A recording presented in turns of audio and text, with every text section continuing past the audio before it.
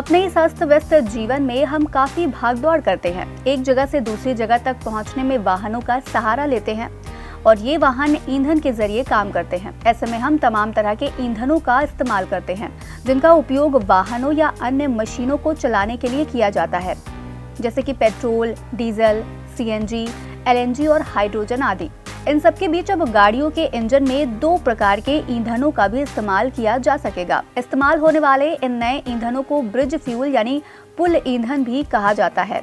ये क्या होते हैं और इनके इस्तेमाल में हमें क्या फायदा होता है, ये आज हम इस वीडियो में जानेंगे। दरअसल पुल ईंधन एक अस्थायी ऊर्जा स्रोत है जिसका उपयोग नवीकरणीय ऊर्जा जैसे कि सौर ऊर्जा, पवन ऊर्जा के व्यापक रूप से अपनाए जाने तक किया जाता है। पुल ईंधन एक ऐसा ईंधन है जो 2 अलग अलग प्रकार के यानी पारंपरिक जीवाश्म ईंधन जैसे कि कोयला, तेल, गैस और नवीकरणीय ऊर्जा के बीच एक पुल का काम करता है।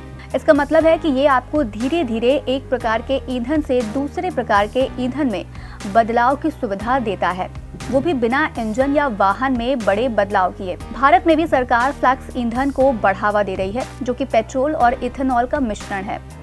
ये लक्ष्य है कि साल 2025 तक सभी वाहन फ्लैक्स ईंधन पर चल सके। अब सवाल ये आता है कि जब हम इंजन में कोई बदलाव नहीं करेंगे तो ये पुल ईंधन काम कैसे करेगा।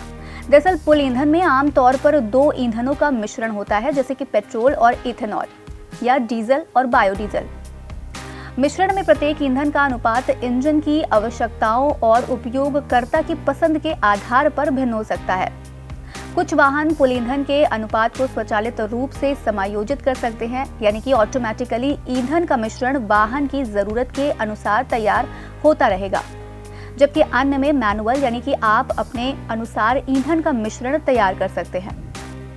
पुल ईंधन का उपयोग विभिन्न प्रकार के इंजनों और वाहनों में किया जा सकता है, जिसमें कार, ट्रक, बसें और यहाँ तक कि विमान भी शामिल हैं। पुल ईंधन के कुछ उदाहरणों की बात करें तो सबसे पहले है प्राकृतिक गैस, जो कि कोयले की तुलना में कम प्रदूषणकारी है और इसे हाइड्रोजन ईंधन कोशिकाओं में इस्तेमाल किया जा सकता है।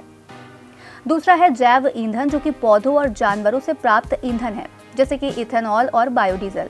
उसके बाद आता है अमोनिया, जिसे हाइड्रोजन से बनाया जा सकता है और बिजली उत्पन्न करने या वाहनों को चलाने के लिए इस्तेमाल किया जा सकता है। पुल ईंधन का इस्तेमाल करने के पीछे कुछ कारण भी हैं, जैसे इन ईंधनों का उपयोग करने से पारंपरिक जीवाश्म ईंधन की तुलना में ग्रीन हाउस गैस का उत्सर्जन कम हो सकता है, खासकर यदि मिश्रण में नवीकरणीय ईंधन का अनुपात अधिक हो।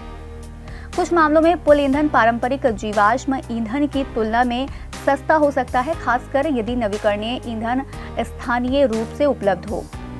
पुल ईंधन ऊर्जा स्रोतों की विविधता प्रदान करके ऊर्जा सुरक्षा में सुधार करने में भी अहम भूमिका निभा सकता है। हालांकि तमाम फायदों के बावजूद भी पुल ईंधन की कुछ सीमाएं हैं, जैसे कि उपलब्धता।